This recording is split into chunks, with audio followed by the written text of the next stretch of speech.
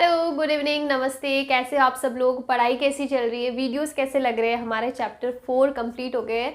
हमारा fifth chapter है ये। हमने सबसे पहले करा फिजिक्स का यूनिट्स एंड मेजरमेंट, उसके बाद हमने करा इक्वेशन ऑफ मोशन वाला chapter which is motion in a straight line. उसके बाद में हमने पढ़ा मोशन इन अ प्लेन। उसके बाद में हमने पढ़े लॉज ऑफ मोशन। और ये हमारा हमारा सिक्स चैप्टर है। फिफ्थ चैप्टर था वर्क, एनर्जी एंड पावर, वो भी हम लोग कंप्लीट कर चुके हैं। और ये हमारा सिक्स चैप्टर है which is system of particles and rotational motion, जिसके अंदर सबसे पहले हम लोग सिस्टम ऑफ पार्टिकल्स की बात करने वाले हैं। उसके अंदर सेंटर ऑफ मास आएगा, उससे कुछ रिलेटेड क्वेश्चन आएंगे। उसके बाद में हम लोग एक टॉपिक लेने वाले कॉलिजन, जो वैसे तो हमारा वर्क, एनर्जी, पावर का है, लेकिन हम लोग इस यूनिट में पढ़ने वाले हैं बिकॉज उसके अंदर सेंटर ऑफ मास का कुछ कॉन्सेप्ट था। तो पहले मैं चाहती थी कि पहले मैं वो अच्छे से पढ़ाऊँ, उसके बाद में कॉलिजन पढ़ाऊँ, तो आपको ज़्यादा अच्छे से समझ में आएगा। इसके लिए हम लोग वो भी इसी चैप्टर की वीडियोज़ के अंदर इंक्लूड करने वाले हैं। तो सारे के सारे वीडियोस पहले अच्छे से चेक कर लेना इससे पहले जितने भी अपलोड किए, ताकि स्टेप बाय स्टेप आपके सारे कॉन्सेप्ट्स क्लियर होते जाए। और साथ साथ में मेरे चैनल को सब्सक्राइब भी कर देना, ताकि मेरा मोटिवेशन भी इक्वली बना रहे कि हाँ, मुझे भी वीडियोस बनाने हैं, बिकॉज मुझे देखने वाले लोग भी ज़्यादा है। तो चलिए शुरू करते हैं हम लोग हमारा आज का टॉपिक, और वो है system of particles. System of particles. System of particle, सबसे पहले हम लोग चैनल का क्या टॉपिक का इंट्रोडक्शन दे देते हैं। सिस्टम ऑफ पार्टिकल्स, देखो अभी तक हमने सारी चीज़ें पढ़ी थी, या तो हम लोग पॉइंट मास लेके चल रहे थे। अगर हमने पॉइंट मास नहीं लिया था और हमने एक होल बॉडी ली है, होल सिस्टम लिया है, तो हमने क्या माना कि पूरा सिस्टम इस वेलोसिटी से जा रहा है, पूरा सिस्टम इस एक्सेलरेशन से जा रहा है। लेकिन एक अगर हम लोग बड़े होल सिस्टम की बात करें, एक बड़ी बॉडी की बात करें, तो उसमें क्या एक ही पार्टिकल होता है? ये तो नहीं होता। उसमें नंबर ऑफ पार्टिकल्स होते हैं, नंबर ऑफ पार्टिकल्स होते हैं, और हर पार्टिकल की अपनी अलग वेलोसिटी होती है, अपना अलग एक्सेलरेशन होता है। हो सकता है कि दो या दो से ज़्यादा पार्टिकल्स की वेलोसिटी सेम हो या एक्सेलरेशन भी सेम हो, लेकिन हम लोग इन जनरल ऐसा ही बोलते हैं कि हर एक पार्टिकल, ये नंबर ऑफ पार्टिकल्स है। It can be 1000, it can be 10,000, it can be जितना भी आप चाहो उतना ले लो, लेकिन ये नंबर ऑफ पार्टिकल्स बहुत ज़्यादा होते हैं। अगर हम लोग एक सिस्टम की बात करें, एक बॉडी की बात करें, एक हैवी मास की बात करें, तो उसके अंदर सिर्फ एक पार्टिकल नहीं होता है। तो जितने पार्टिकल्स होंगे ना, सबका अपना मोशन होगा, अपनी एक्सेलरेशन होगी, अपना अलग एरिया होगा ट्रैवल करने के लिए। तो अगर हम लोग पूरा सिस्टम को अगर एक अलग अलग पार्टिकल्स की फॉर्म में ले, सिस्टम ऑफ पार्टिकल, जैसे मैंने बोला कि ये हमारा सिस्टम है, it is a system of particles ना, इसके अंदर बहुत सारे पार्टिकल्स है, तो ये सिस्टम ऑफ पार्टिकल्स बन गया। और बाहर से क्या है? ये सिर्फ एक बॉडी है, एक ऑब्जेक्ट है। लेकिन अगर हम लोग इंटरनल देखें तो इसके अंदर नंबर ऑफ पार्टिकल्स होते हैं। तो ये सारे के सारे अलग वेलोसिटी, अलग एक्सेलरेशन लेके चलते हैं। और अब हमें अगर कोई न्यूमेरिकल है और उसके अंदर कैलकुलेशन करनी है, तो क्या हम लोग इंडिविजुअल, अगर किसी के अंदर 10,000 पार्टिकल है, चलो 10,000 तो मैं ज़्यादा बोल रही हूँ, किसी के अंदर 500 भी है, 500 पार्टिकल्स भी है, तो क्या हम लोग हर एक पार्टिकल की अपनी अलग वेलोसिटी कैलकुलेट करेंगे, एक्सेलरेशन कैलकुलेट करेंगे? ऐसे तो न्यूमेरिकल कभी हो ही नहीं पाएगा। तो इसीलिए हम लोग क्या करते हैं, पूरे सिस्टम को हम किसी एक पॉइंट ले लो, कोई भी एक पॉइंट पे हम लोग ऐसा मानते हैं कि इस पॉइंट पे पूरे सिस्टम का जो मास होता है ना, वो सेंटर्ड होता है। मास सेंटर्ड ऑफ होल बॉडी या फिर होल ऑब्जेक्ट। हमारी कैलकुलेशन को इजी करने के लिए या फिर सिस्टम को, एक पूरे बॉडी को नंबर ऑफ पार्टिकल्स नहीं लेके एक पूरा होल सिस्टम लेके चलेंगे ना, तो हम लोग ऐसा मानते हैं कि पूरे सिस्टम का जो मास है ना, किसी एक पॉइंट पे, उस पॉइंट को क्या कहते हैं हम लोग बाद में बात करेंगे, लेकिन किसी एक जगह पे, किसी एक लोकेशन पे वो पूरा का पूरा मास क्या है? सेंटर्ड है। फॉर एग्जाम्पल यहाँ पे हमारा पूरा का पूरा मास सेंटर्ड है। और ऐसा ज़रूरी नहीं है कि वो जो मास जहाँ पे सेंटर्ड हो ना, वो हमेशा मिड पॉइंट पे ही हो, नहीं एकदम सेंटर में हो, ये पॉसिबल नहीं, ऐसा ज़रूरी नहीं है। होता है, बहुत सारे केसेस में होता है, लेकिन ऐसा हमेशा हो ये ज़रूरी नहीं है। तो अब हमने क्या किया है कि हमारे पास एक सिस्टम है, उसके अंदर नंबर ऑफ पार्टिकल्स बहुत ज़्यादा है, नंबर ऑफ पार्टिकल्स ज़्यादा है, सबका अपना अलग वेलोसिटी है, सबकी अपनी एक्सीलरेशन है, लेकिन हम लोग उन सबको अलग अलग नहीं कैलकुलेट कर सकते। तो हमने मान लिया, और ऐसा होता भी है, कि पूरे के पूरे सिस्टम का मास किसी एक पॉइंट पे सेंटर्ड है, और उस पॉइंट को हम लोग क्या बोलते हैं? उसको हम लोग बोलते हैं सेंटर ऑफ मास। नाम ही बता रहा है ना, centre of mass. Centre of मास का मतलब ये नहीं कि पूरे मास के बीच का सेंटर, नहीं, सेंटर ऑफ मास का मतलब है जहाँ पे ऐसा सेंटर, ऐसा पॉइंट जहाँ पे पूरे सिस्टम का मास सेंटर्ड हो, का मतलब इकट्ठा हो, जहाँ पे हम लोग ऐसा मान सकते हैं कि पूरे सिस्टम का मास इस एक पॉइंट पे बैलेंस्ड है, यहाँ पे सेंटर्ड है, उसको हम लोग बोलते हैं सेंटर ऑफ मास। इसको समझने के लिए सबसे अच्छा एग्जाम्पल क्या है, आप कोई भी बुक ले लो, कोई भी ऑब्जेक्ट ले लो, अगर आप जैसे मार्कर ही है, अगर मैं इसको एक अंगुली पे बैलेंस करना, चलो एक उंगली तो ज़्यादा हो जाएगा, 2 उंगली पे बैलेंस करूँगी तो इस पॉइंट पे हो रहा है, अगर मैंने थोड़ा सा इधर करा तो नहीं होगा, ये नीचे गिर जाएगा, थोड़ा सा इधर करूँगी तो भी इस साइड जाएगा, सिर्फ एक कोई पर्टिकुलर पॉइंट होगा जहाँ पे ये बैलेंस होगा। क्यों? बिकॉज ये पॉइंट इस मार्कर का क्या है, सेंटर ऑफ मास है। हम लोग मान सकते हैं कि इस पॉइंट पे पूरे के पूरे मार्कर का जो मास है ना वो सेंटर्ड है, इसके अलावा और कहीं नहीं होगा। कि इधर करना चाहूँ तो नहीं होगा, थोड़ा सा आगे पीछे भी करूँगी ना तो ये देखो ऐसे हिलने लगेगा, वो सेंटर नहीं होगा। और एकदम एग्जैक्ट पॉइंट पे रखूँगी ना तो एकदम स्टेबल रहेगा। तो पूरे इससे क्या प्रूव होता है कि एक सिस्टम के अंदर एक ही सेंटर ऑफ मास होता है, ऐसा नहीं कि 4-5 जगह, बहुत ही 4-5 जगह सेंटर ऑफ मास हो, ये पॉसिबल नहीं है। तो यहाँ तक की बात, ये जो पूरा मैंने रामायण गाया ना, उसमें हमको सिर्फ एक चीज़ क्लियर हुई है, सेंटर ऑफ मास होता क्या है। किसी बॉडी का ऐसा पॉइंट, किसी सिस्टम में ऐसा पॉइंट जहाँ पे हम लोग मान सकते हैं कि पूरे सिस्टम का मास उस एक जगह पे सेंटर्ड है, और वहाँ से हम लोग उस सिस्टम को देख के चल सकते हैं कि अगर हमें पूरे सिस्टम के अंदर जितने भी पार्टिकल्स है उनको अलग अलग से ऑब्जर्व नहीं करना है, इसकी वेलोसिटी, उसकी वेलोसिटी, उसका एक्सेलरेशन नहीं, तो हम लोग क्या कर सकते हैं, सिर्फ एक इस सिस्टम के इस मास को, इस सेंटर ऑफ मास को हम लोग क्या कर सकते हैं, ऑब्जर्व कर सकते हैं। अब समझ में आया मेरी बात क्या थी। हम चाहते थे कि हम लोग कैलकुलेशन करें, हमें सिस्टम को स्टडी करना है, लेकिन हम लोग इंडिविजुअल पार्टिकल्स को स्टडी नहीं कर सकते। वी कैन नॉट स्टडी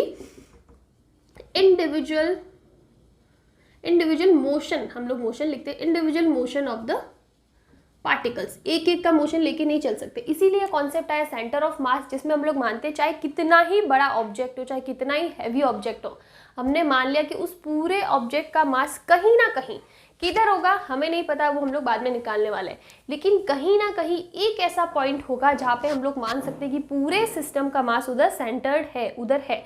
उस पॉइंट का अगर हम लोग मोशन निकाल देंगे ना, उस पॉइंट के मोशन को अगर हम लोग ऑब्जर्व कर लेंगे ना, तो हमें इंडिविजुअल पार्टिकल्स के मोशन को ऑब्जर्व करने की ज़रूरत नहीं पड़ेगी। इसीलिए कॉन्सेप्ट आया सेंटर ऑफ मास।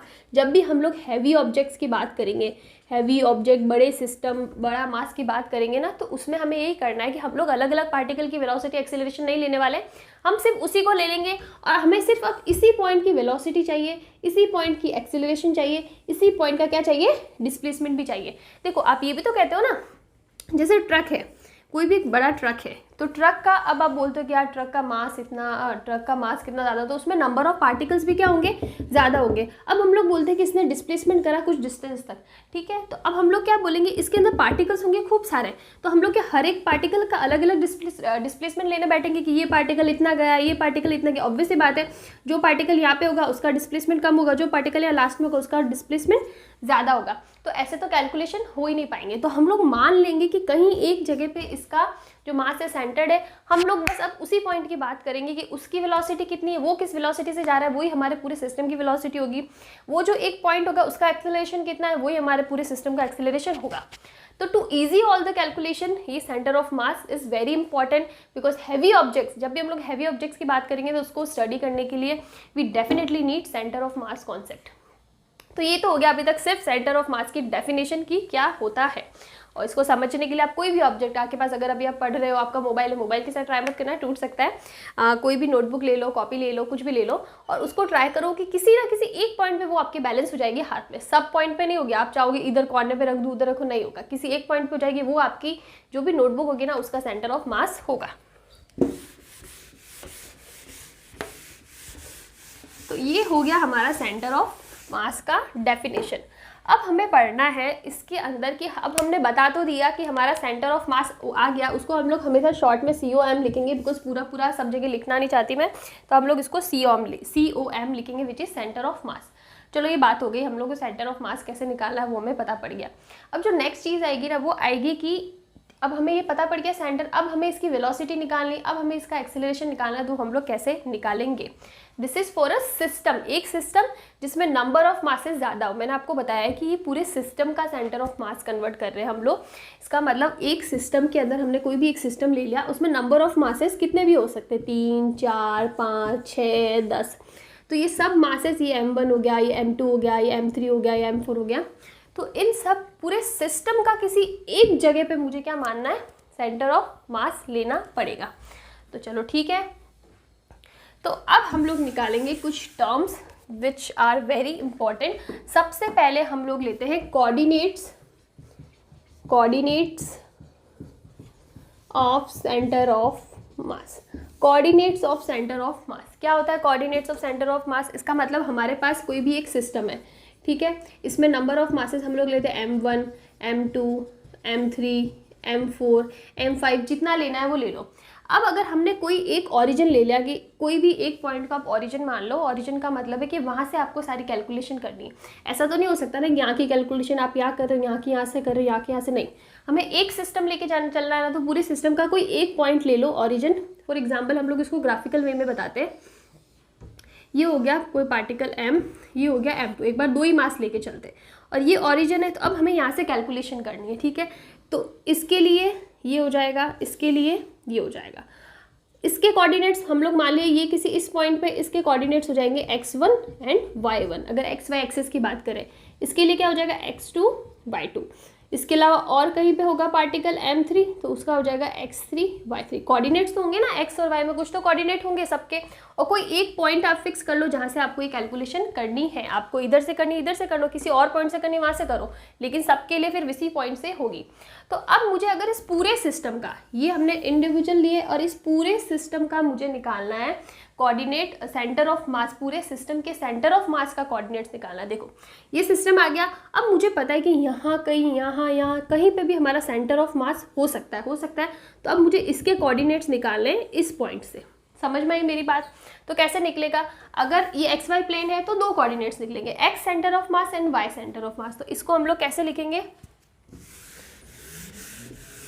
इसको हम लोग लिखेंगे, अगर मैं XCM बात करूँ, XCM का मतलब सेंटर ऑफ मास के कोऑर्डिनेट x के लिए, तो ये कितना हो जाएगा M1 मास और उसकी distance x1 plus M2 x2 plus अगर n नंबर ऑफ पार्टिकल्स है तो mn xn and divided by total mass which is M1 plus M2 plus M3 plus mn।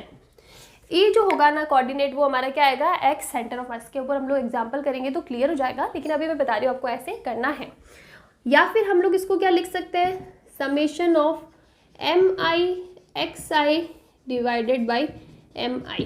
ये तो आपको पता ही होगा, जब हमारे पास नंबर ऑफ कैलकुलेशन ज़्यादा होती है ना, तो हम लोग ये समेशन वाला साइन लगा के कर सकते हैं। तो यहाँ पे i की लिमिट लगानी पड़ेगी। i कितना होगा, i इक्वल्स टू 1 हो सकता है, और i कहाँ तक जाएगा, 9 तक, सॉरी n तक। यहाँ पे भी सेम चीज़, i equals to 1 to n। इसका मतलब होता है सम करेगा सबके, i की वैल्यू 1 पुट करके m1 x1, फिर प्लस, फिर i की वैल्यू 2 पुट करेगा और n तक जाके ये सम करेगा, और सेम केस हमारा नीचे भी होगा।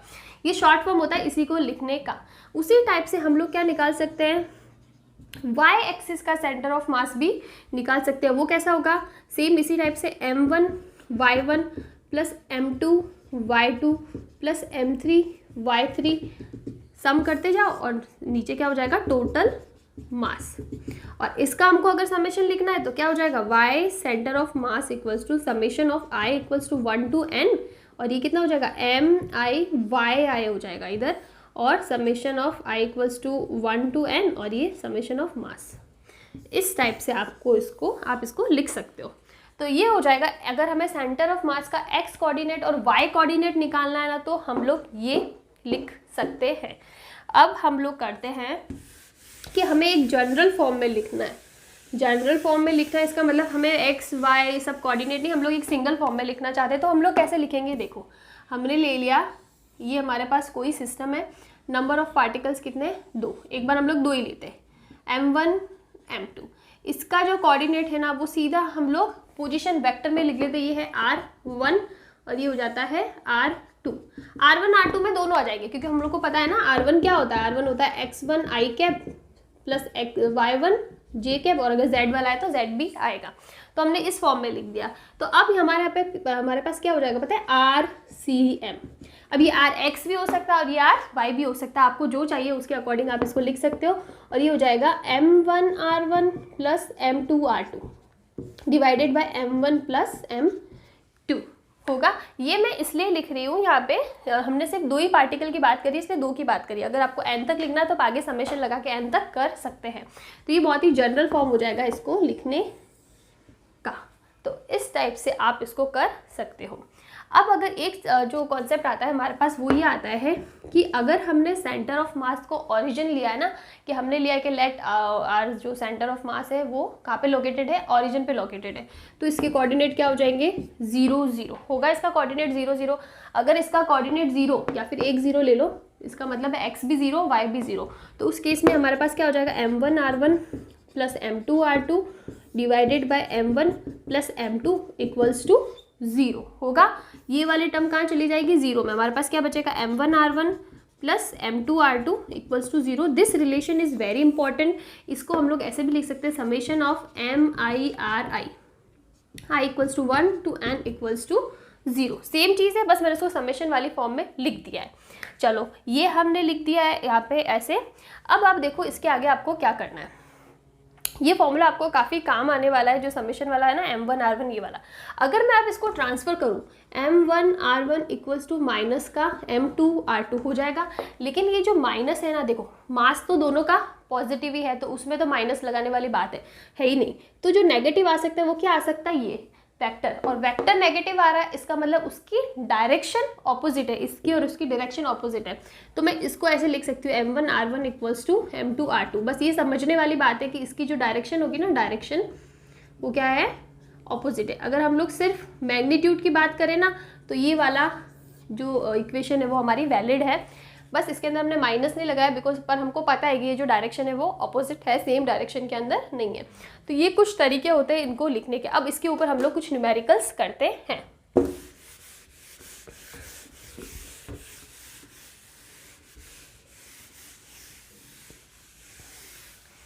अब देखो, अगर मैं बात करूं 2 पार्टिकल सिस्टम, सबसे पहले हम लोग 2 पार्टिकल सिस्टम लेके चलते हैं। 2 पार्टिकल सिस्टम, तो 2 पार्टिकल सिस्टम का मतलब हमारे पास सिर्फ 2 पार्टिकल है। कोई हमने ले लिया m, ये ले लिया m1, ये ले लिया m2, और इनके बीच की डिस्टेंस ले ली r। अब आप देखो 2 पार्टिकल सिस्टम है ना, तो हम लोग एक ही एक्सिस की बात कर रहे हैं। अगर मैं इसको ऐसे लूँ ना, तो ये ऑब्वियसली बात है हमारा x एक्सिस है, और y एक्सिस में इसका कुछ भी नहीं है। इसका मतलब इसका जो सेंटर ऑफ मास भी होगा ना, वो भी कहाँ एग्जिस्ट करेगा, x एक्सिस में एग्जिस्ट करेगा, ऊपर कुछ है ही नहीं। तो जो दोनों मासेस से अगर हम लोग 2 पार्टिकल सिस्टम की बात करें और इस टाइप का सिस्टम होना, तो इसमें जो सेंटर ऑफ मास है ना, वो ऑलवेज एग्जिस्ट करेगा इनके लाइन ऑफ जॉइनिंग पे। जो m1 और m2 जो जिस लाइन पे ज्वाइन कर रहे हैं ना, ये वाली लाइन, यहीं पे कहीं पे इनका सेंटर ऑफ मास होगा। अगर हम लोग इस टाइप के सिस्टम की बात कर रहे हैं, तो 2 पार्टिकल सिस्टम जहाँ पे स्ट्रेट लाइन ऐसे ज्वाइनिंग है, तो उस केस में इन दोनों का जो ज्वाइनिंग लाइन होगी ना, वहीं पे कहीं पे सेंटर ऑफ मास होगा। अब किधर है, इधर है, इधर इधर है, वो हमको नहीं पता, लेकिन होगा इसी लाइन के ऊपर। चलो ठीक है, ये हो गया। तो देखो, जो मैंने आपको अभी फॉर्मूला बताया था ना, उसके अंदर क्या था, x सेंटीमीटर, मैं r वाला फॉर्मूला भूल जाती हूँ, और y सेंटीमीटर। तो इसका मतलब क्या हुआ, यहाँ पे जो y है ना, वो तो 0 है। y एक्सिस में इसका है ही नहीं। जो भी सेंटर ऑफ मास आएगा वो सिर्फ x एक्सिस में आएगा, तो y एक्सिस y सेंटीमीटर क्या हो जाएगा, 0 हो जाएगा। चलो ठीक है, अब आप इसका x सेंटीमीटर निकालो। तो x में कितना आएगा, सबसे पहले आप देखो कि हमने जो फॉर्मूला लिखा था ना, वो क्या था, m1 r1 plus m2 r2 divided by m1 plus m2। ये तो था r वाले केस में। अब हमें पता है कि यहाँ पे हमारा जो सेंटर ऑफ मास है सिर्फ और सिर्फ x एक्सिस में, तो हम लोग सिंपली x वाला फॉर्मूला लगा देते। तो क्या आ जाएगा, m1 x1 plus m2 x2 divided by m1 plus m2। चलो ठीक है, ये तो हो गया। अब आप देखो, मुझे पता है कि सेंटर ऑफ मास यहाँ कहीं एग्जिस्ट कर रहा है, और मैंने मेरा ओरिजिन ले लिया ऐसे कि यहाँ से। मैंने आपको बताया था कि अगर आपको सेंटर ऑफ मास की कैलकुलेट करनी है ना किसी एक पॉइंट को आपको पकड़ना पड़ेगा जहाँ से आप सारी की सारी कैलकुलेशन करोगे। तो मैंने ले लिया यहाँ पे, और मैंने मान लिया ये मेरा ओरिजिन है। तो अगर मैं कोऑर्डिनेट्स लिखूँ, तो इसका कोऑर्डिनेट तो क्या होगा, 0 0 0 0 ही होगा, और इसका कोऑर्डिनेट क्या होगा, 0 r। ठीक है, ये r डिस्टेंस पे है, तो 0 r हो गया। तो ये हमारा क्या हो जाएगा, x centimetre equals to m1। अब सबसे पहले मास लिखो m1, और इसका x1 वाला कोऑर्डिनेट कितना है, 0 है, तो मल्टीप्लाई बाय 0 प्लस m2, इसका कोऑर्डिनेट क्या है, ये r0 हो जाएगा, r0। इसका कोऑर्डिनेट क्या है, r, तो m2r divided by m1 plus m2। इसको और लिखूंगी तो क्या हो जाएगा m2r m1 प्लस m2। ये वैल्यू आई मेरे पास, ठीक है। चलो ये चीज़ हटा देते हैं। ये आ गया हमारा सेंटर ऑफ मास में जो x कोऑर्डिनेट है ना, उसका जो x डायरेक्शन में होगा उसका कोऑर्डिनेट। लेकिन हमें पता है, मैं बार बार ये चीज़ इसलिए बोलूँ कि स्टार्टिंग में चीज़ें थोड़ी सी कंफ्यूजिंग होती है, इसलिए मैं एक ही चीज़ को बार बार रिपीट कर रही हूँ कि यहाँ पे y एक्सिस में सेंटर ऑफ मास नहीं होगा, बिकॉज इनका जो लाइन ऑफ जॉइनिंग है यहीं पे कहीं सेंटर ऑफ मास होगा, अगर हम लोग 2 पार्टिकल सिस्टम की बात कर रहे हैं तो अब आ गया हमारे पास सेंटर ऑफ मास का कोऑर्डिनेट। और ये जिस पॉइंट से हम लोग मेजरमेंट करें ना, ये डिस्टेंस भी इसी पॉइंट से होगी, यहीं से किसी पॉइंट पे ये डिस्टेंस होगी। तो अब देखो हमारे पास x सेंटीमीटर आ गया। अब हमने मान लिया कि यहाँ कहीं पे इस डिस्टेंस से यहाँ पे ये है, तो यहाँ से कितनी डिस्टेंस होगी वो हम लोग निकाल सकते हैं ना। टोटल डिस्टेंस r है माइनस x सेंटीमीटर, कितना हो जाएगा m2r upon m1 plus m2। तो ये हो जाएगा m1r plus m2r minus m2r divided by m1 plus m2। m2r से m2r कैंसिल और ये हो जाएगा m1r upon m1 plus m2। तो बेसिकली हमारे पास जो सेंटर ऑफ मास है ना, इसकी दोनों जगह से डिस्टेंस पता है। ओरिजिन से डिस्टेंस कितनी है m2r upon m1 plus m2 और दूसरे साइड से डिस्टेंस कितनी है, इतनी।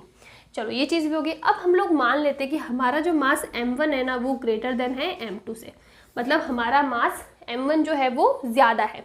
तो अगर मेरा मास m1 ज़्यादा है तो सिंपल सी बात है कि ये डिस्टेंस ज़्यादा होगी। देखो यहाँ तक की जो टर्म है ना वो तो दोनों में ही क्या है, कॉमन है। जो डिफरेंस आ रहा है वो क्या आ रहा है, m1 और m2। अगर हमने मान लिया कि m1 ज़्यादा है, m1 हैवियर मास है, उसका वेट ज़्यादा है, तो इसका मतलब ये डिस्टेंस भी क्या होगी, ज़्यादा होगी। और ये डिस्टेंस हमने कहाँ से लिए, इस पॉइंट से, तो ये डिस्टेंस ज़्यादा है, मतलब ऐसा कहीं ले लेती हूँ, ये डिस्टेंस ज़्यादा हो गई, ये डिस्टेंस क्या हो जाएगी, कम हो जाएगी। कंपैरेटिवली, कंपैरिजन की बात कर रही हूँ, अगर दोनों मास सेम होते हैं ना तो एग्जैक्टली सेंटर में सेंटर ऑफ मास आता है। ये चीज़ आपको समझ में आई।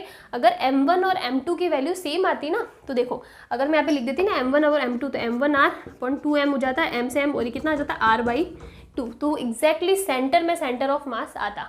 लेकिन क्योंकि दोनों मासेस अलग है और उसमें भी हमने मान लिया कि जो m1 मास है ना वो ज़्यादा है, तो ये डिस्टेंस क्या हो जाएगी, ज़्यादा हो जाएगी। ये डिस्टेंस ज़्यादा हो जाएगी तो इसका मतलब यहाँ पे कहीं पे सेंटर ऑफ मास एग्जिस्ट करता है यहाँ पे। तो अब आप देखो जो सबसे इम्पॉर्टेंट पॉइंट यहाँ पे आता है कि सेंटर ऑफ मास किसके नियर होता है, हैवियर मास के या लाइटर मास के। तो सेंटर ऑफ मास यहाँ पे आया है, तो ये इससे ज़्यादा नज़दीक है ना, बिकॉज ये डिस्टेंस कम है और ये डिस्टेंस क्या है, ज़्यादा है। तो ये किसके पास में, m1, और m1 को हमने क्या बोला है, हैवियर। तो यहाँ से बहुत ही इम्पॉर्टेंट एक रूल आता है, वो है centre of mass always exist near heavier mass. ये बहुत ही इंपॉर्टेंट है। डायरेक्टली इस पे भी क्वेश्चन आ सकते हैं कि आपको दे दिया लोकेशन, आपको मास भी दे दिया, ये ज़्यादा ये कम है, अब बताओ कि किसके नियरर आएगा, m1 m2 जो भी आपको सिस्टम दे रखा होगा ना उसके पास में आपको कैलकुलेट करना है। तो आप देखो जो भी मास हैवियर होगा ना उसके पास में, अगर सिर्फ 2 पार्टिकल सिस्टम की बात करिए तो ईजी होता है कैलकुलेट करना। तो 2 पार्टिकल सिस्टम के लिए जो मास हैवी होगा उसके पास में सेंटर ऑफ मास एग्जिस्ट करेगा। अगर दोनों मास की वैल्यू सेम है, दोनों इक्वल मास है, तो एग्जैक्टली सेंटर में जो लाइन ऑफ जॉइनिंग है ना उसके एग्जैक्टली सेंटर में क्या होगा, सेंटर ऑफ मास होगा। तो इस टाइप से आपको ये कैलकुलेशन करनी है। अभी हम लोग बात करते हैं 3 पार्टिकल सिस्टम की। देखो 2 पार्टिकल सिस्टम में इतना ज़्यादा कुछ है नहीं, 2 मास दे रखे होंगे, बीच में लाइन ऑफ जॉइनिंग है, तो आपको पता है कि कहीं ना कहीं होगा, तो उस लाइन ऑफ जॉइनिंग पे किधर होगा, जो मास हैवी होगा उसके पास में होगा, अगर हैवी नहीं है दोनों सेम है तो बीच में आएगा बस। तो अब हम लोग बात करते हैं 3 पार्टिकल सिस्टम की, कि अगर हमारे पास 3 पार्टिकल का सिस्टम आना तो हमें कैलकुलेशन कैसे करना। तो हम लोग सीधा एग्जाम्पल लेकर ही बात करते हैं। हम लोग लेते हैं ट्राइंगल का एग्जाम्पल, सबसे अच्छा एग्जाम्पल 3 पार्टिकल सिस्टम में। ये हम लोग ले लेते हैं मास m, और इसको ले लो, सेम ले ले क्या, नहीं सेम ले लेंगे तो सेंटर में आ जाएगा, 2m ले लो, ठीक है। और ये हमने मान लिया कि कुछ इस तरीके से है, तो ये हमारा क्या हो गया, ओरिजिन हो गया, इसका कोऑर्डिनेट क्या होगा, 0 0। ये डिस्टेंस में ले लेती हूँ r, और ये भी r हो जाएगी, ये भी r हो जाएगी, ठीक है। और ये एंगल 60 डिग्री हो जाएगा। हमने मान लिया कि तीनों जो साइड्स है वो सेम है, तो एंगल भी सेम होने वाला है। ये हो जाएगी हमारी y एक्सिस, ये हो जाएगी हमारी x एक्सिस। चलो ठीक है, अब तीनों के कोऑर्डिनेट्स निकालो। इस पॉइंट के कोऑर्डिनेट्स क्या होंगे, 0 0 ओरिजिन पे। इसके कोऑर्डिनेट क्या होगा, x एक्सिस में तो कितना आ रहा है, r डिस्टेंस आ रहा है, ठीक है। और वाई एक्सिस में कितना आ रहा है 0, यहीं पे है ना, ऊपर तो गया ही नहीं, तो ये कितना हो जाएगा 0। देखो कोऑर्डिनेट्स लेना तो आपको आता ही होगा, अब ये तो मैं क्या ही बताऊँ कि कोऑर्डिनेट्स कैसे लेना है। अब 2m इसके कोऑर्डिनेट्स बताओ, तो देखो एक्स एक्सिस में ये इतना है, इसका मतलब r का आधा, ये कितना हो जाएगा r/2। वाई एक्सिस में कितना कोऑर्डिनेट लेना, हमको ये हाइट चाहिएगी, ये वाली हाइट। तो ये हाइट आप कैसे निकाल सकते हो, पाइथागोरस थ्योरम लगा दो, मैं इन कोऑर्डिनेट्स को नाम दे देती हूँ A B C और ये D ले लो, तो आप ले लो ट्राइंगल ABD। तो इसके अंदर देखो आपको BD की वैल्यू निकालनी है, तो हो जाएगा BD square equals to AB square minus का AD स्क्वायर। ये कितना हो रहा है, AB हो रहा है r स्क्वायर माइनस का ये कितना है r/2, AD r/2 है ना, हाँ r/2 का स्क्वायर तो r²/4, तो ये हो जाएगा 3r²/4। तो जो BD है ना वो हमारे पास कितना आएगा √3r/2, ये आ जाएगा √3r/2 या फिर √3/2r। तो ये कोऑर्डिनेट्स हमने निकाल दिए। अब हमारे पास तीनों के तीनों जो मासेस है ना उसका कोऑर्डिनेट्स है, अब हमें निकालना है क्या, सेंटर ऑफ मास की लोकेशन। तो ये भी एक्स वाई एक्सिस में है, तो इसका मतलब हमारे पास दो कोऑर्डिनेट्स आएंगे, कौन सा, एक तो एक्स कोऑर्डिनेट और एक वाई कोऑर्डिनेट। तो सबसे पहले एक्स कोऑर्डिनेट निकालते हैं, तो हम लोग यही करें क्या, ठीक है यही करते, तो हम लोग लिखते हैं एक्स सेंटर ऑफ मास, कितना हो जाएगा, नहीं मुझे थोड़ा सा जगह चाहिए, चलो मैं यही करती हूँ, नीचे हमें चाहिए एक्स सेंटर ऑफ मास। तो सबसे पहला मास ले लो m, इसका r वाला x वाला कोऑर्डिनेट, तो x में कितना है 0 मल्टीप्लाई बाय 0, प्लस दूसरा मास ले लो m, इसका x में कोऑर्डिनेट कितना है r, प्लस तीसरा मास ले लो 2m और इसमें x का कोऑर्डिनेट क्या है r/2, और नीचे कर दो तीनों मास का सम, तो m plus m 2m plus 2m 4m हो जाएगा। सॉल्व करो कितना हो रहा है, ये तो हो जाएगा 0, ये हो जाएगा बाहर 2mr अपॉन 4m, m से m कैंसिल हो गया, तो ये कितना आ रहा है r/2। तो इसका मतलब जो x में होगा ना वो तो r/2, मतलब कहीं ना कहीं इस लाइन पे होगा। मेरी बात समझ में है आपको, x centimetre sorry x centre of mass, x centre of मास कहाँ आ रहा है r/2 डिस्टेंस पे, और x एक्सिस ये, तो x एक्सिस पे तो इधर ही आएगा, तो इसी लाइन पे कहीं आएगा। हमें y का अभी कोऑर्डिनेट नहीं पता, इसलिए हमको नहीं पता कितना ऊपर कितना नीचे, लेकिन आएगा इसी लाइन पे, ये हमें क्लियर है। अब हम लोग निकालते हैं y सेंटर ऑफ मास, तो कितना होगा, सबसे पहले देखो मास m, इसका कोऑर्डिनेट y वाला 0 ही है, प्लस दूसरा मास m, इसका भी y वाला कोऑर्डिनेट्स क्या है 0 ही है, प्लस तीसरा मास और इसका कोऑर्डिनेट क्या है √3/2r, डिवाइडेड बाय होल मास कितना हो जाएगा 4m। कैलकुलेट करो, ये 0 पीछे ये बचा, कितना बचा 2√3 बचा ना, 2√3 नहीं, 2 से 2 भी कैंसिल हो जाएगा, तो ये सिर्फ बचेगा √3r/4, हाँ यही होगा, m से m तो कैंसिल हो जाएगा। तो बेसिकली हमारे पास y सेंटर ऑफ मास के कोऑर्डिनेट कितना आया √3/4r, यही आया। ये m से m कैंसिल हो जाएगा, 2 से 2 कैंसिल हो जाएगा, तो ये तो 0 ही हो जाएगा, √3m और √3/4, ठीक है √3/4r हमारा कोऑर्डिनेट आया। तो इस टाइप से हमारे पास x और y दोनों के कोऑर्डिनेट आ गया। x y सेंटर ऑफ मास कितना आया है r/2 एंड √3/4r। √3/4 मतलब कहीं यहाँ पे ये √3/2 है ना, तो मतलब एग्जैक्टली तो इसके ऊपर आधा यहाँ पे बीच में आएगा, ये आ गया हमारा सेंटर ऑफ मास। तो इस टाइप से आप 3 पार्टिकल सिस्टम होगा ना, उसके अंदर सेंटर ऑफ मास निकाल सकते हो। ये पूरा का पूरा √3/2 है ना, तो इसका हाफ क्या होगा √3/4 ही होगा, वही हमारा कोऑर्डिनेट, तो इसके एग्जैक्टली सेंटर में आ रहा है। तो इस टाइप से आप सेंटर ऑफ मास निकाल सकते हो जब हम लोग 3 पार्टिकल सिस्टम की बात करेंगे तब। अब देखो एक चीज़ मैं आपको एक इंपॉर्टेंट चीज़ और बताती हूँ, अगर इतना कैलकुलेशन नहीं करना है ना, तो एक टर्म आती है जब भी हम लोग 3 सिस्टम की बात करेंगे ना, या फिर किसी भी सिस्टम की बात करें 3 पार्टिकल 4 पार्टिकल, आप देख लो कि सेंटर ऑफ सिमेट्री एक्सिस है ना, सिमेट्रिक एक्सिस कौन सी होती है, ऐसी एक्सिस जिसके जैसे ये है, तो इसका सेंटर ऑफ सिमेट्री का होगा इसका एग्जैक्टली सेंटर में, जिसके दोनों तरफ सेम जो शेप है ना वो आता है। फॉर एग्जांपल क्या मैं यहाँ पे सेंटर ऑफ लाइन बना, सिमेट्री लाइन बना, नहीं, बिकॉज ऊपर अलग शेप आ रहा है, नीचे अलग शेप आ रहा है। लेकिन अगर मैं इस लाइन को लेती हूँ तो दोनों साइड सेम मास है, आप देखो इधर भी एग्जैक्टली ऐसा बन रहा है, उधर भी एग्जैक्टली ऐसा बन रहा है, तो ये वाली जो एक्सिस है ना वो हमारी कौन सी हो जाएगी, centre of symmetric axis, because इसके दोनों साइड का एरिया सेम आ रहा है। हमें किसी भी सिस्टम में ऐसी एक्सिस निकालनी है जिसके दोनों साइड इक्वल एरिया आ रहा हो वो आ रहा होगा। तो अब हमें पता है कि सेंटर ऑफ मास हमेशा इसी किसी एक्सिस पे आएगा। अब हमने 3 पार्टिकल, 4 पार्टिकल, 6 पार्टिकल, जितना भी सिस्टम लेना है लेना, अगर उसमें सेंटर ऑफ सिमेट्री वाली एक्सिस निकल रही है ना, सिमेट्रिक एक्सिस निकल रही है, वो निकाल लो कहाँ पे।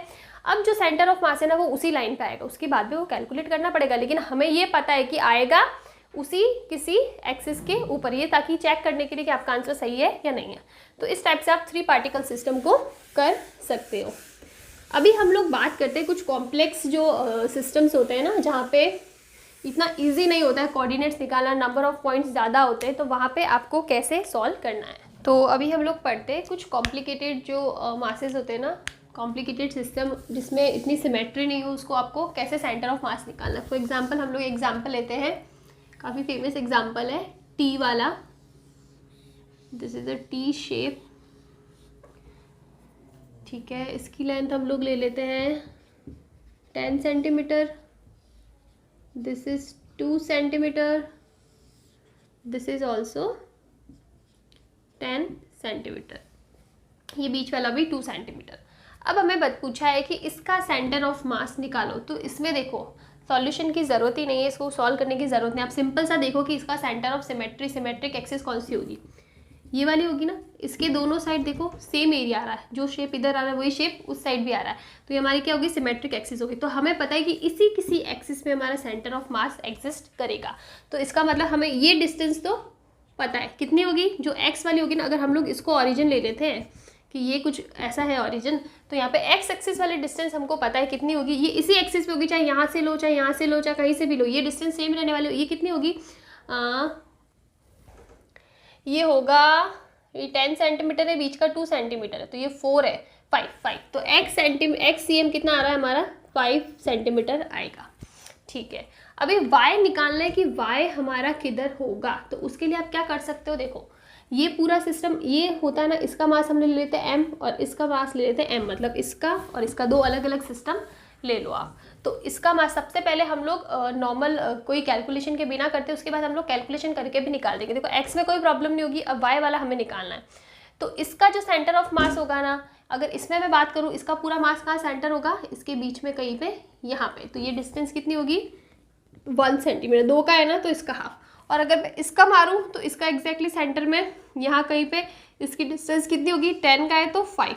तो अब हमारे पूरे सिस्टम का जो सेंटर ऑफ मास होगा ना, इन दो, अब हमारा 2 पार्टिकल सिस्टम बन गया, एक मास है यहाँ पे और एक मास है यहाँ पे। और हमें पता है 2 पार्टिकल सिस्टम के अंदर हम लोगों का जो सेंटर ऑफ मास था उसी एक्सिस पे कहीं एग्जिस्ट करता था बीच में, तो इसके बीच में होगा। अब दोनों मास सेम लिए मैंने, ये भी m लिया और ये भी m लिया। जब दोनों मास सेम होते तो एग्जैक्टली सेंटर में आता था, तो इसके और इसके एग्जैक्टली सेंटर में, ये 5 ये 1 6 का सेंटीमीटर, इसका मतलब ये 3 सेंटीमीटर पे आएगा। तो जो YCM होगा ना वो कितना आएगा, 3 सेंटीमीटर। तो बिना किसी फॉर्मूले के भी आप इसको सॉल्व कर सकते हो। टी वाले में कुछ कन्फ्यूजन हो रहा है ना, तो एक बार फिर से इसको एक्सप्लेन कर देते हैं।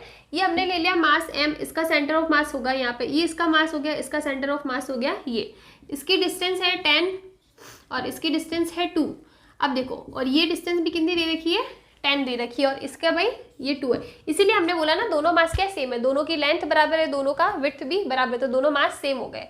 चलो ठीक है, इसकी होगी 10 डिस्टेंस ना, तो हमें पता है कि सेंटर ऑफ मास कहीं इस एक्सिस पे आने वाली, बिकॉज ये हमारे क्या सिमेट्रिक एक्सिस है, इस साइड भी सेम है, इस साइड भी सेम है, तो इस पे आने वाली। तो इसका मतलब जो x कॉम्पोनेंट है उसकी वैल्यू हमें पता है कितनी हो जाएगी, 10/2 यानी 5, वो फिक्स्ड है, उसमें चेंज नहीं होने वाला है। अब हमें ये y वाली हाइट निकालनी है, तो आप क्या कर सकते हो, हमने एक मास ले लिया m और ये मास ले लिया m, ये हो गया हमारा 2 पार्टिकल सिस्टम, दोनों का मास सेम है, तो एग्जैक्टली बीच में सेंटर ऑफ मास आता था, हमने अभी पढ़ा है।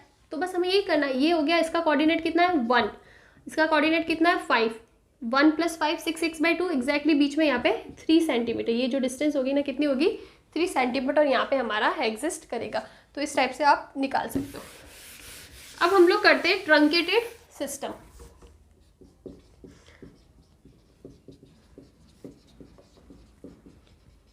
इसमें क्या होता है ट्रंकेटेड सिस्टम के अंदर, इसके अंदर हम लोगों ने जैसे कि ये एक लिया है स्क्वायर, ठीक है, स्क्वायर के 4 पार्ट है। अगर मैं कुछ भी नॉर्मल बात करती हूँ तो इसका सेंटर ऑफ मास एग्जैक्टली इसके बीच में काउंट करेगा, बिकॉज चारों की चारों साइड सेम है, तो इसका सेंटर ऑफ मास एग्जैक्टली इसके बीच में आएगा।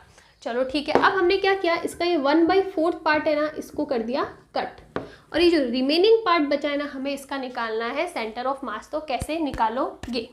तो चलो देखो कैसे निकालेंगे। हम लोगों ने मान लिया कि ये हमारा एक अलग मास है और ये अलग मास है। टोटल मास कितना है? m। इसका 1/4 पार्ट ही तो निकाला है, तो इसका मास कितना हो जाएगा? m/4, और रिमेनिंग पार्ट का कितना हो जाएगा? 3m/4। ठीक है, ये हमारा सेंटर है। इसके अगर मैं सिर्फ इस सिस्टम के सेंटर ऑफ मास की बात करूँ तो हमें पता है वो एग्जैक्टली इसके बीच में आएगा। तो इसका कोऑर्डिनेट क्या होगा? a/4 एंड a/4 होगा ना इसका सेंटर ऑफ मास यहाँ पे। ठीक है, अब इस सिस्टम का सेंटर मास वही तो हमें निकालना, हमें नहीं पता, हमने मान लिया कि कहीं यहाँ पे इसका सेंटर ऑफ मास है। तो अब हमें क्या करना है ना, हमें ये डिस्टेंस निकालनी है। अगर हमें ये डिस्टेंस मिल जाए ना तो हम इसका जो कोऑर्डिनेट है वो इजीली निकाल सकते हैं। ये चीज़ तो है ना, अगर हमें ये पता है ये डिस्टेंस कितनी है तो हमें ओरिजिन की वैल्यू तो 0 0 है, उसमें से x कॉम्पोनेंट और y कॉम्पोनेंट माइनस करना है, ये वाली वैल्यू निकल जाएगी। तो अब हम लोग इधर हमारा फॉर्मूला लगाते हैं। क्या हमारे पास formula m1r1 plus m2r2 equals to 0 है हमारे पास ये फॉर्मूला। हमारे पास हमने यहाँ पे 2 मास वाला क्यों लिया? बिकॉज हम लोग इस पूरे को 2 मास में कंसीडर करें, एक का मास 3m/4, एक का m/4। तो अब आप लोग क्या करोगे? m1 x1 लिख देते पहले इक्वल्स टू माइनस का m2 x2। m1 मास कितना है? 3m/4। इसका x कोऑर्डिनेट, ये कोऑर्डिनेट कितना हमें नहीं पता, ठीक है, हमने x ही लिखा। माइनस m/2 कितना है? m/4। x2 कोऑर्डिनेट हमें पता है कितना? a/4। ये डिस्टेंस ही तो निकालनी है ना, यहाँ से, यहीं से हम लोग दोनों डिस्टेंस ले रहे हैं, तो ये डिस्टेंस हमें पता है। तो यहाँ से आप x निकालोगे ना तो कितना आएगा? क्या आएगा? माइनस का a/12 आ गया, माइनस का a/12। चलो ठीक है, इसी टाइप से हम लोग y का निकालते हैं। कितना हो जाएगा? m1y1 इक्वल्स टू माइनस का m2y2। m1 कितना है? 3m/4, y हमें नहीं पता, माइनस का m/4। y2 कितना है? सेम है, a/4। तो सेम उसी टाइप से y क्या आ जाएगा? माइनस का a/12। मतलब ये जो कोऑर्डिनेट है ना, यहाँ से ये माइनस का a/12 माइनस का a/12 आ रहे हैं। तो इस टाइप से आप ये कैलकुलेट कर सकते हो। उसी टाइप से हम लोग एक एग्जांपल लेते हैं किसी डिस्क का। ठीक है, तो हमारे पास लेट्स से एक बड़ी सी सर्कुलर डिस्क है। इसकी पूरे की रेडियस कितनी है? r है। अब हमने इसकी रेडियस के बराबर डायामीटर का एक इसके अंदर से सर्कल काट दिया। ये इस पूरे की रेडियस है और ये जो हमने कट किया है ना, इस पूरे की डायमीटर r है। तो इसका मतलब इसकी रेडियस कितनी होगी? r/2। और ये जो रिमेनिंग पार्ट बचेगा ना, इसका हमें निकालना है क्या? सेंटर ऑफ मास। कैसे निकालोगे? तो सेम वही तरीका करना है। अगर आपको मास निकालने में प्रॉब्लम हो रही है ना, तो हम लोग क्या कर सकते हैं, हमें पूरे की रेडियस पता है r, आपको चलो मास नहीं गिवन है कि क्या रेशियो है, तो आप कैसे निकाल सकते हो? पूरे की रेडियस है r, तो पूरे का एरिया कितना हो जाएगा? πr²। और अगर इस पोर्शन के एरिया, अगर मैं इसको बोलूँ a2, तो ये कितना होगा? पाई, और r की जगह क्या है अब इधर? r/2 का स्क्वायर, यानी a2 इक्वल्स टू πr²/4। तो इसका मतलब अगर इस पूरे का मास m है तो इस कटे हुए वाले पोर्शन का मास कितना हो जाएगा? m/4 हो जाएगा ना। तो इसका मास हो गया m/4, तो इसका हम लोग 3m/4 लिख सकते हैं। इस टाइप से भी आप कैलकुलेट कर सकते हो। अब हमें निकालना है कि इस पूरे सिस्टम का सेंटर ऑफ मास किधर आएगा। हम लोग मान लेते हैं कहीं यहाँ आ रहा है, कहीं पे भी मान लो, चलो आपको यहाँ लेना है, यहाँ ले लो, ठीक है, हमें अभी तक पता ही नहीं है तो हम लोग कहीं पे भी ले लेते हैं। अब सेम करेंगे, ये इस पूरे सर्कल का क्या है? जो सेंटर है ओ, ओरिजिन ओ है, तो यहाँ से मुझे इसके कोऑर्डिनेट पता है कितना? r/2 and 0। y में तो कुछ है ही नहीं, x एक्सिस के ऊपर ही आ रहा है, तो r/2 एंड 0।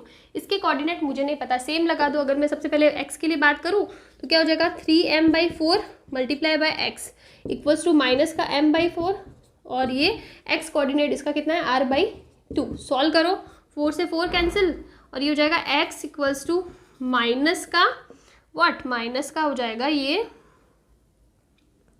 माइनस का क्या हो रहा है? m से m भी कैंसिल हो जाएगा, r/6। माइनस का r/6 आ रहा है आपका यहाँ पे, ठीक है। x कोऑर्डिनेट आ गया। अब मुझे y कोऑर्डिनेट निकालना है। Same 3m/4 multiply bye y minus का m/4, और y एक्सिस में इसकी डिस्टेंस देखो कितनी है? 0 है। अपन सिर्फ इसी एक्सिस पे इसका सेंटर ऑफ मास एग्जिस्ट कर रहा है, तो ये क्या हो जाएगा? 0। तो इसलिए y कितना आ जाएगा? 0। इसका मतलब इसका भी सेंटर ऑफ मास कहीं यहाँ पे एग्जिस्ट करेगा। और यहाँ पे ये जो डिस्टेंस होगी ना, ये डिस्टेंस हमें कितनी मिली है? माइनस का r/6। माइनस इसलिए आ रहा है बिकॉज डायरेक्शन ऑपोजिट है, इसलिए ये r/6 हो जाएगा, और यहाँ पे कहीं पे सेंटर ऑफ मास हमें मिल जाएगा। तो इस टाइप से ट्रंकेटेड सिस्टम का भी आप सेंटर ऑफ मास निकाल सकते हैं। अभी हम लोग कुछ 1-2 न्यूमेरिकल्स और ले लेते हैं। कुछ न्यूमेरिकल्स कर लेते हैं। ये न्यूमेरिकल पिछले ईयर के क्वेश्चन में आ चुका है। क्वेश्चन के अंदर हमको क्या गिवन है, ये एक फ्लैग शेप का दे रखा है, इसका मास हमें गिवन है 4m, 4m इसका मास गिवन है। अब हमें इसका सेंटर ऑफ मास निकालना है, तो आप कैसे निकालोगे? तो सबसे पहली बात, हम लोग क्या इस सिस्टम को पूरा प्लेट के जैसे ले सकते हैं? हाँ ले सकते हैं। ये हमारे पास क्या होगी, एक रेक्टेंगुलर प्लेट हो गई, रेक्टेंगुलर हो गया, स्क्वायर हो गई 0 से 2, हाँ ये एक रेक्टेंगल प्लेट हो गई। अब हम इसको देखो यहाँ पे बनाते हैं और इसको कैसे कर सकते हैं। ठीक है, हम लोग ले लेते हैं, ये हमारा एक सिस्टम है, ये हमारा एक सिस्टम है। क्या इन दोनों का सेंटर ऑफ मास अलग अलग निकाल सकते हैं? डेफिनेटली निकाल सकते हैं। सबसे पहले कोऑर्डिनेट लेते हैं, क्या 0 3 और ये है 2 3। हाँ ये कितना हो जाएगा 2 2 और यहाँ का कोऑर्डिनेट दे रखा है 1 2, ये है 0 0, ओके 0 0 दे रखा है 1 0 0 0 दे रखा है ना, तो हम लोग ऐसे हमारा एक्सिस ले सकते हैं, हमको ओरिजिन दे रखा है। अब देखो, अगर मैं इसको ले लेती हूँ मास m1 और इस पूरे को ले लेती हूँ मास m2 और टोटल मास कितना दे रखा है 4m, तो सबसे पहले इसका एरिया निकालो। देखो ये 1 है ना, तो ये भी क्या हो जाएगा 1, इसका एरिया निकालो। सबसे पहले कितना हो जाएगा, इसके कोऑर्डिनेट्स, एरिया रेक्टेंगल का कोऑर्डिनेट क्या होता है, लेंथ इनटू उसकी जो भी इसकी चौड़ाई होगी, जो भी इसकी ब्रेड्थ होगी, उसको हमको मल्टीप्लाई करना है। तो इसकी लेंथ देखो कितनी आ रही है, ये 1 2 है और ये 2 2 है, इसका मतलब लेंथ, इसकी जो लेंथ आ रही है वो आ रही है 1 आ रही है। और ये हाइट कितनी आ रही है, ये 3 है ये 2 है, तो मतलब इसकी हाइट भी आ रही है 1। तो इसका एरिया कितना हो रहा है 1 मल्टीप्लाई बाय 1 यानी 1 हो रहा है इसका एरिया। अब इसका एरिया निकालो, टोटल हाइट कितनी है इसकी 3, L इक्वल्स टू 3 और ये कितना है 1, तो इसका मतलब इसका एरिया कितना आ रहा है 3। मैं एक सिंपल तरीका बता रही हूँ, अगर अपने को मास को डिस्ट्रीब्यूट करना है उसके लिए हम लोगों ने इन दोनों का एरिया निकालता है। इसका मतलब जो ये वाला एरिया ना इससे 3 टाइम्स है। टोटल मास m है ना, तो इसको मैं ले सकती हूँ 4m है, तो ये m है, तो ये कितना हो जाएगा 3m। और ये हमने प्रूव भी किया यहाँ से। आप इसका एरिया निकाल दो, इसका एरिया, इसीलिए आपको ये कैलकुलेट, ये जो कोऑर्डिनेट्स है ना वो दे रखे हैं, बिकॉज आपको पहले देखना पड़ेगा कि आपको मास को कैसे डिस्ट्रीब्यूट करना है, तो वो हमने कर दिया। अब हमारे पास एरिया यहाँ पे आ गया। अब हमें क्या करना है, ये दोनों एरिया आ गए, अब इनके अलग अलग सेंटर ऑफ मास लेना है, इसका और इसका। कैसे लोगे, सबसे पहले मैं इसकी बात करूं, इसकी सिमेट्री का इस एक्सिस पे भी है और इस एक्सिस पे भी है, दोनों पे सिमेट्री है। तो यहाँ से एक्स पे इसकी डिस्टेंस क्या हो जाएगी 0.5 और y से इसकी हो जाएगी, ये पूरा 3 है ना, तो ये 1.5। एक बार मैं कोऑर्डिनेट्स लिख देती हूँ फिर मैं समझाती हूँ। अगर मैं अलग से लिख देती हूँ, 3m के कोऑर्डिनेट्स है 0.5 एंड 1.5। अगर मैं इसकी बात करूँ तो इसकी लेंथ कितनी है 1 है ना, तो 0.5, दिस इज 1.5, ओके। m का हो जाएगा 1.5 and this height, this is what 0.5 and 2.5। ठीक है, हमने कोऑर्डिनेट्स लिख दिए। अब मैं आपको बताती हूँ आपको कोऑर्डिनेट्स कैसे निकालने हैं। देखो सब हटा दो, कोई भी एक्स्ट्रा चीज़ हो रही है हटा दो, इसको भी हटा दो। सबसे पहले हम लोग कोऑर्डिनेट निकालते हैं इसका। मैंने आपको बताया था कि किसी भी मास का सेंटर ऑफ मास उसकी जो सिमेट्रिक एक्सिस होगी ना उसके ऊपर लाई करता है। अगर मैं मानूँ इसकी सिमेट्रिक एक्सिस की बात करूँ ना, इधर की सिमेट्रिक एक्सिस, तो इसके अक्रॉस भी सिमेट्रिक है और इसके अक्रॉस भी सिमेट्रिक है। और जब भी कोई सिस्टम दो या दो से ज़्यादा एक्सिस के लिए उसकी सिमेट्री आती है ना, तो उन दोनों का जहाँ पे इंटरसेक्शन होता है ना, जहाँ पे दोनों एक दूसरे को काटती है, जहाँ पे इंटरसेक्ट करती है, वहाँ पे इसका सेंटर ऑफ मास एग्जिस्ट करता है। और यहाँ पे ऐसे ही हो रहा है, दो एक्सिस के अक्रॉस आ रहा है, दो क्या, अगर मैं इसका करूँ तो इसका भी आएगा, तो जितना भी एक्सिस होगी उसका जो सेंटर होगा ना वहीं पे उसका सेंटर ऑफ मास होगा। तो आप देख लो इसकी टोटल हाइट है 3, तो वाई एक्सिस में इसका जस्ट हाफ यानी 1.5 इसका कोऑर्डिनेट होगा। ये हाइट कितनी है 1, तो इसका जस्ट हाफ यानी 0.5 होगा। उसी टाइप से ये निकालूँ तो इसकी टोटल हाइट है 1, तो ये 0.5, ये 0.5, लेकिन हम लोग यहाँ से कोऑर्डिनेट ले रहे हैं, तो ये कितना है 2, तो 2 + 0.5 2.5। और ये कितना है, ये टोटल है 1, तो ये भी 0.5 है, लेकिन हमें टोटल लेंथ चाहिए, तो टोटल भी कितनी है 1, तो ये हो जाएगा 1.5। तो इस टाइप से आप कोऑर्डिनेट्स निकाल सकते हो। सबसे पहले आपको कोऑर्डिनेट्स निकालने पड़ेंगे, उसके बाद ही आप सॉल्व कर पाओगे। चलो ठीक है, हमने कोऑर्डिनेट्स निकाल दिए, अब तो कुछ रहा ही नहीं ना। कोऑर्डिनेट्स निकालने के बाद आपने कोऑर्डिनेट्स निकाल दिए, उसके बाद आप फॉर्मूला लगा दो। एक्स सेंटर ऑफ मास कितना हो जाएगा, मास m ये ले लेते 3m, इसका एक्स कोऑर्डिनेट कितना है 0.5 यानी 1/2, प्लस का दूसरा मास m और कोऑर्डिनेट कितना है एक्स में 1.5 यानी 3/2, टोटल मास 4m।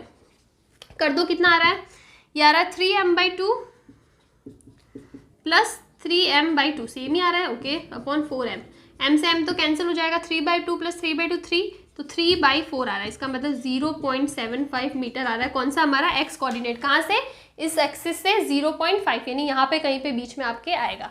अब हम लोग y के लिए निकाले, y तो पहला मास 3m मल्टीप्लाई बाय इसका कोऑर्डिनेट कितना हो जाएगा, y एक्सिस में 1.5, तो ये हो जाएगा 3/2 प्लस का m और इसका y एक्सिस का कोऑर्डिनेट 2.5 यानी 5/2 divided by total mass which is 4m। आप इसको कैलकुलेट कर दो तो ये हो जाएगा 9m/2 प्लस का 5m/2 divided by 4m। m से m तो कैंसिल हो जाएगा, 9/2 प्लस 5/2 कितना हो, 14/2 7, 7/4 इसका आएगा, जिसको हम लोग कैलकुलेट करेंगे तो आएगा 1.75 मीटर।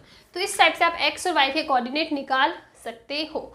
थोड़ा सा ट्रिकी है, पहले आपको मास निकालना पड़ेगा कि मास का रेशियो क्या आ रहा है। उसके लिए आपको अगर ऐसे रेक्टेंगल या फिर स्क्वायर वाला शेप दे रखा है तो वो तो बहुत इजी हो जाएगा, बिकॉज उसके लिए सिंपल सा होता है, या तो a² होगा स्क्वायर के केस में, और रेक्टेंगल है तो a/b होगा।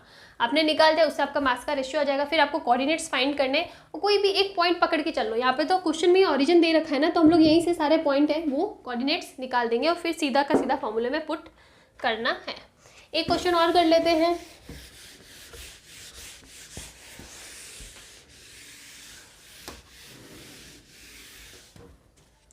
क्वेश्चन के अंदर क्या है, हमारे पास 2 स्फेयर है, ठीक है, एक की रेडियस है r, एक की रेडियस है 2r। इनके बीच की जो डिस्टेंस है सेंटर टू सेंटर डिस्टेंस वो कितनी है, 12r।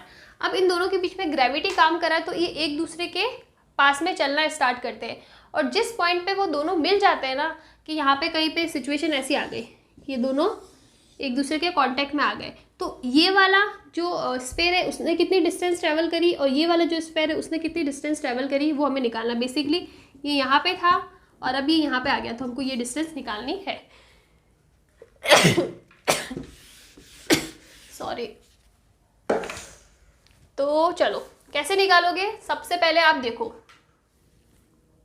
ये जो टोटल डिस्टेंस है ना, इनके बीच की कितनी है, 12r। इसकी जो रेडियस है वो है 2r, इसकी है r। तो अगर मुझे ये डिस्टेंस निकालनी ना, तो ये डिस्टेंस कितनी ट्रैवल हो रही है, 12r minus r minus 2r यानी 9r।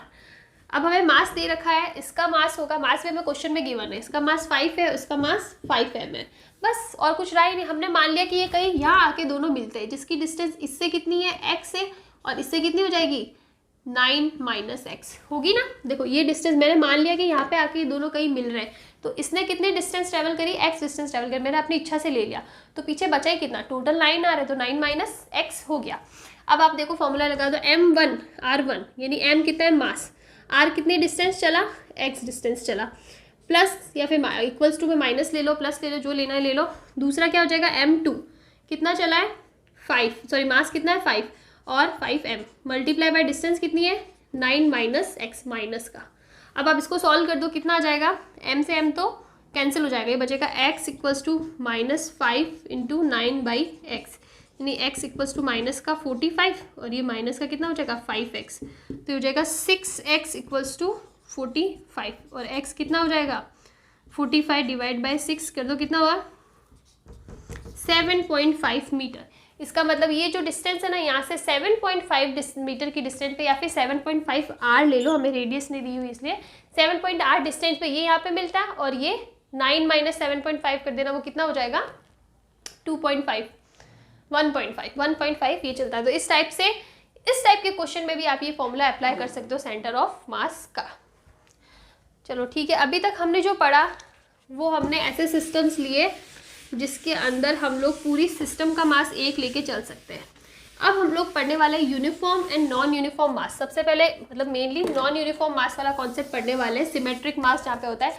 तो सबसे पहले हम लोग एक लेते हैं नॉन यूनिफॉर्म मास डिस्ट्रीब्यूशन। इसको हमें कैसे solve, distribution this is very important, इस पर से क्वेश्चन ज़्यादा बनते हैं। अभी तक जो मैंने पढ़ाया ना वो बहुत ही बेसिक कॉन्सेप्ट्स थे, उस पर न्यूमेरिकल आते हैं, लेकिन आपको एडवांस में कोई क्वेश्चन देखने को मुश्किल से ही मिले, लेकिन इन पे ज़रूर आते हैं। तो ये हम लोग करते हैं अभी। इसके अंदर दोनों ऐसे होते हैं, वैसे यूनिफॉर्म भी होता है, नॉन यूनिफॉर्म भी होता है, लेकिन ये जो मेन पार्ट होता है वो होता है कंटिन्यूअस मास डिस्ट्रीब्यूशन। क्या डिफरेंस है? देखो, अभी तक तो हम लोग क्या कर देते थे कि हमारे पास पूरा का पूरा सिस्टम होता था ना, ये हमारे पास सिस्टम है, इसका पूरा मास हमें गिवन होता था। लेकिन अगर हमें पूरा मास नहीं गिवन है, इसका जो मास है ना वो नॉन यूनिफॉर्मली डिस्ट्रीब्यूटेड ही नहीं है, एक जैसा मास नहीं है कि सब जगह मास जो होता है ना यूनिफॉर्मली डिस्ट्रीब्यूशन, ही अलग अलग, मतलब मास जो है वो नॉन यूनिफॉर्म है। तो उस केस में आपको क्या फॉर्मूला लगाना है? तो उसमें आप क्या करोगे, जैसे हमारा फॉर्मूला क्या होता था, XCM equals to m1x1 plus m2x2 करके m1 plus m1 plus m2 ऐसा होता था, या फिर हम लोग इसको लिखते थे mi(xi) अपॉन सिग्मा mi, इस टाइप से लिखते थे। अब हमें क्या करना है, अब हमारा जो नॉन यूनिफॉर्म मास डिस्ट्रीब्यूशन होगा या फिर कंटिन्यूस मास डिस्ट्रीब्यूशन होगा ना, उसके अंदर हमारा फॉर्मूला लगेगा इंटीग्रेशन ऑफ xi या फिर x dm कर दो और इंटीग्रेशन ऑफ dm, और यहाँ पे आपको लिमिट्स अप्लाई करनी पड़ेगी। The reason is, for example हमारे पास कोई रॉड है, ठीक है, उसका मास नॉन यूनिफॉर्मली डिस्ट्रीब्यूटेड नहीं है, हमें नहीं पता कितना है, तो हम लोग क्या करेंगे, एक छोटा सा मास लेंगे, ये dm, और हम सबसे पहले इसके रिस्पेक्ट में इंटीग्रेशन करेंगे, और इस मास dm है ना, इसकी लिमिट लगा देंगे, कहाँ से, यहाँ से लगाकर यहाँ तक, जैसे कि इसकी पूरी लेंथ l है तो 0 से l तक लेंथ लगा देंगे, 0 से l तक की लिमिट लगा देंगे। उस टाइप से हम सॉल्व करेंगे, इस पर क्वेश्चन करेंगे तो ज़्यादा क्लियर हो जाएगा। उसी टाइप से YCM क्या हो जाएगा, y dm का इंटीग्रेशन और इंटीग्रेशन ऑफ dm, उसी टाइप से z का भी हो जाएगा। तो ये हम लोग बोलते हैं कंटिन्यूस मास डिस्ट्रीब्यूशन। और इसके अंदर हम लोग अब आगे वाले जो वीडियो होगा, क्योंकि वीडियो काफ़ी लंबा हो जाएगा, आगे वाले वीडियो में हम लोग कंटिन्यूस मास डिस्ट्रीब्यूशन पढ़ेंगे। उसके अंदर हम लोग स्फेयर का भी पढ़ेंगे, हेमिस्फेयर पढ़ेंगे, कॉनिकल पढ़ेंगे, सारे के सारे पढ़ेंगे। तो चलो हम लोग अब आगे वाले वीडियो में बात करेंगे, तब तक के लिए थैंक यू।